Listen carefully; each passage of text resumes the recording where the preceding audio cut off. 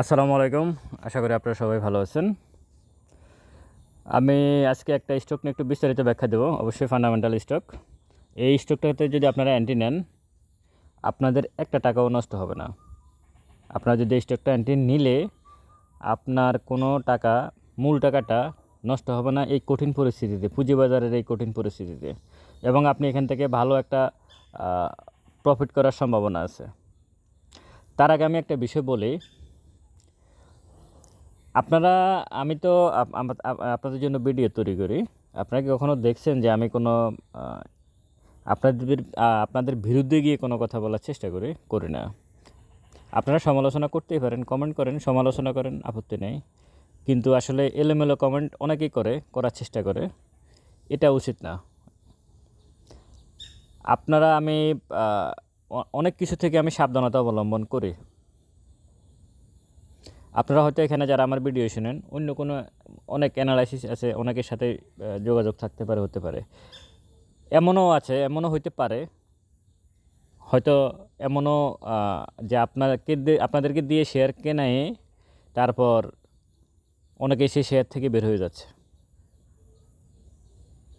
আবার এমনও হইতে পারে সরাসরি কোনো অ্যানালাইসিসের সাথে কারসাজিকারকদের সাথে সরাসরি সম্পর্ক আছে। তারা তাদের ফেড এজেন্ট হিসেবে কাজ করে, টাকার বিনিময়ে কাজ করে। যেহেতু আমার ছোটোখাটো একটা চ্যানেল আছে, আমি এগুলো বুঝি। দু একটা বিষয়টা আমার সাথেও হয় বা আসে। তো আমি সবসময় এই দূরত্বগুলা, মানে এই বিষয়গুলো থেকে অনেক দূরত্ব বজায় রেখে চলি, চেষ্টা করি দূরত্ব বজায় রেখে চলতে। ইললিগেলি কোনো কিছু আসলে স্পর্শ করার চেষ্টা করি না। আমি সবসময় ভালো স্টক নিয়ে, ভালো বিষয় নিয়ে কথা বলার চেষ্টা করি। আর একটা বিষয় হচ্ছে, আপনারা আসলে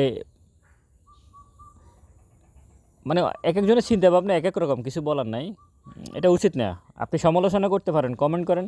আমার যে গুণগান গাইতে হবে ব্যাপারটা এমন না। আমার গুণগান গাওয়ার দরকার নেই। আপনি আমার সমালোচনাই করেন, সেটা শালীনতা এবং ভদ্রতার ভিতরে।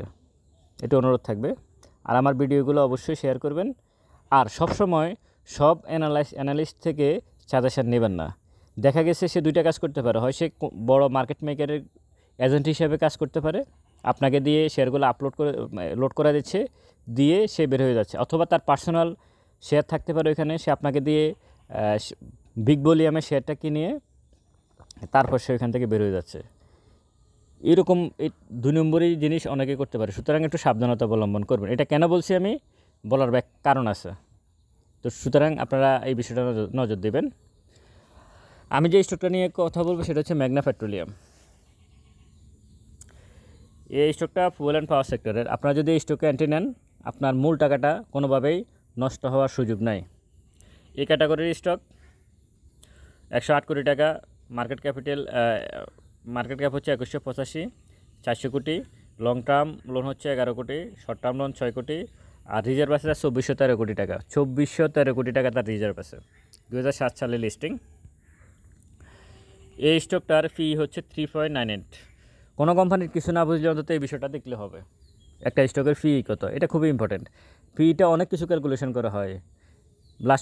সমস্ত ইপিএস, 5 বছরের ডিভিডেন্ড, তার রিজার্ভ কি, তার নেট অপারেটিং কি আছে, হ্যাঁ, এই শেয়ার সংখ্যা কেমন, বর্তমান প্রাইস কি, এই সমস্ত কিছু ক্যালকুলেশন করে ফিটা বের করা হয়। সুতরাং আপনি কোনো কোম্পানি যদি কিচ্ছু না বোঝেন, আপনি ইপিএস বুঝতেছেন না, নেট অপারেটিং বুঝতেছেন না, কিছুই বুঝতেছেন না, আপনি শুধু তার ফিটা দেখেও এন্ট্রি নিতে পারেন। এখানে এই স্টকটার ফি হচ্ছে 3.98। 1 বছর আগে যারা ছিলেন তারা 2% প্রফিটে আছে।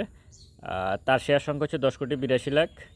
সে গত বছর 170% ক্যাশ ডিভিডেন্ড দিয়েছে। গত বছর তার অ্যানুয়াল এপিএস ছিল 50 টাকা 11 পয়সা, নেট অপারেটিং 46 টাকা মাইনাস ছিল।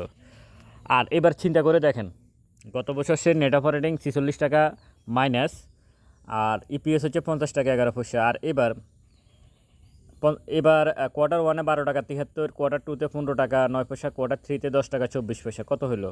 আর কোয়ার্টার 1-এ net operating, quarter 2 net operating, quarter 3, কল্পনা করা যায় কতটুকু সে আসলে ভালো করতে পারে বলে আপনারা ভাবতেই পারতেছেন না যে কতটুকু সে ভালো করতে পারে আগামী দিনে। তার ডিভিডেন্ড ইল্ড হচ্ছে 8.42।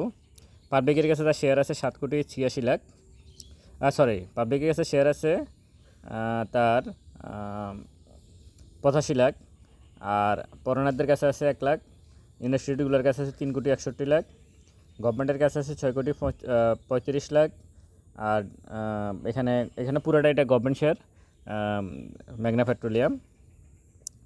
তো এর গত বছর রেকর্ড ডেট ছিল 15 ডিসেম্বর 2024, গত বছর তার রেকর্ড ডেট ছিল। তার মানে এই বছরও হয়তো ডিসেম্বর মাসে এই স্টকটার রেকর্ড ডেট আসতে পারে। ডিসেম্বর মাসে জুন ক্লোজিং স্টকগুলোর সাধারণত রেকর্ড ডেট হয়। তো এখন আপনারা এই স্টকটাতে আমি যদি বলি তাহলে তার গ্রাফস নিয়ে যদি আসি, এখানে দেখা যাচ্ছে মানে এই স্টকটা নিয়ে আসার অন্যতম কারণ হচ্ছে তার যে গ্রাফসটা খুব দ্রুত একটা প্রফিট দেওয়ার সম্ভাবনা আছে মেঘনা পেট্রোলিয়াম। কীভাবে?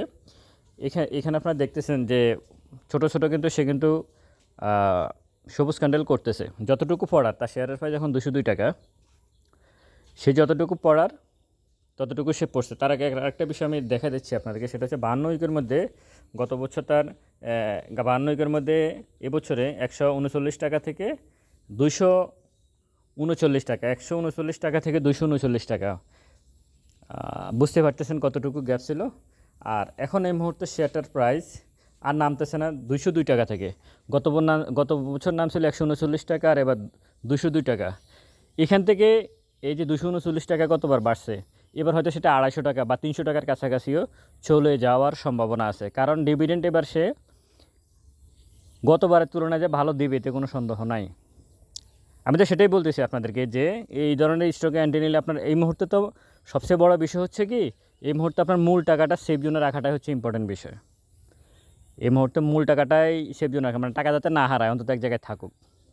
তো সেদিক বিবেচনা করে এবং খুব দ্রুত সে একটা আপ ট্রেন্ড দিতে পারে বলে আমি মনে করি। যে ক্যান্ডেলগুলো সে যেমন আজকের যে ক্যান্ডেলটা তৈরি করছে, মানে এই ধরনের ক্যান্ডেল থেকে যে কোনো স্টক খুব দ্রুত উপরের দিকে যায়, খুবই দ্রুত। আমি মেঘনা পেট্রোলিয়ামকে এই ধরনের স্টক আবার আপনি যে বাড়বে আপনি বুঝতে পারবেন না, এটা কিন্তু হল্টেড হবে না, 2% 3% এইভাবে করে আপনাকে বুঝতেই দেবে না। ভালো স্টকগুলোর প্রাইস এভাবে বাড়ে, তারা কখনো মানে একটা না 3-4টা হল্টেড করে তারপর আবার ব্যাকে চলে আসে। ওগুলো ট্রেডিং স্টক, গেমলিং স্টকের বেলা হয়। ফান্ডামেন্টাল স্টকগুলো কিন্তু এমন হয় না, তারা আস্তে আস্তে 2% 3%, তারা তাদের রেকর্ড ডেটের আগে তারা তাদের গন্তব্য কিন্তু পৌঁছে যায়। তো সেদিক বিবেচনা করে মেঘনা পেট্রোলিয়ামে আপনারা এন্ট্রি নিতে পারেন। 1 মিনিট চার্টটাও যদি দেখি, বায়াররা অনেক বেশি অ্যাক্টিভ। ভুল হচ্ছে 5269, বেয়ার হচ্ছে 3015। মানে যারা ডিসেম্বর পর্যন্ত কোনো স্টকে এন্ট্রি নিয়ে বসে থাকতে পারবেন, তারা এই স্টকটা ভালোভাবে আসলে দেখে শুনে বুঝে এন্ট্রি নিতে পারেন। দেখে শুনে বুঝার কোনো কারণও নাই, এই মুহূর্তে আপনারা নিশ্চিন্তে মনে এন্ট্রি নিতে পারেন। আমার কথা হচ্ছে এটা, আপনার মূল টাকা, আমি যদি শিরোনামটা এটা করি যে এই স্টকটাতে এন্ট্রি নিলে আপনারা 1 টাকাও হারাবেন না, সম্ভাবনা নাই হারানোর। তো আপনারা এই স্টকটা দেখতে পারেন। আর ভালো ভালো স্টকের সাথে এই মুহূর্তে এন্ট্রি নিয়ে বসে থাকেন। ডিভিডেন্ড বেজ এই মুহূর্তে ক্যাপিটাল গেইনের চিন্তা করাটা একটা অপরাধ। বাজেট ভালো দিয়েছে, হয়তো আগামী দিনে বাজেটকে কেন্দ্র করে মার্কেট কিছুটা আপ হতে পারে, এই সুযোগটাকে আপনারা কাজে লাগান। এই শেয়ারটা মানে মেঘনা পেট্রোলিয়াম কেন বলতেছে, এখানে কয়েকটা কোম্পানি আছে, মেঘনা পেট্রোলিয়াম আছে, পদ্মা অয়েল আছে, যমুনা অয়েল আছে। হ্যাঁ, এই স্টকগুলো সব সময়ের জন্য ভালো, সব সময়ের জন্যই ভালো। মেঘনা পেট্রোলিয়ামকে আমি নিয়ে আসছি, এটা আমার কাছে মনে হচ্ছে যমুনা অয়েল এবং পদ্মা অয়েলের থেকে খুব দ্রুত এই শেয়ারটা আপ ট্রেন্ডে যাওয়ার সম্ভাবনা আছে, খুবই দ্রুত যাওয়ার সম্ভাবনা আছে। কারণ তার প্রিভিয়াস হিস্ট্রির সাথে এখনকার যে হিস্ট্রি, সেটা অনেক ব্যবধান, অনেক বেশি পজিটিভ, অনেক অনেক। গত বছর তার নেট অপারেটিং মাইনাস থাকার পরেও সে 170% ক্যাশ ডিভিডেন্ড দিয়েছে। এবার তার নেট অপারেটিং 149 টাকা, তাহলে এবার সে কী দিতে পারে আপনারা চিন্তা করে দেখেন। এবং ফাইনালি ইপিএসে তার কত টাকা আসতে পারে, এ তো হয়তো 250%, 200-200-র উপরে তো আমি মনে করি সে ক্যাশ ডিভিডেন্ড দিতে পারে। ভালো থাকবেন সবাই, ভিডিওটা শেয়ার করবেন। আসসালামু আলাইকুম।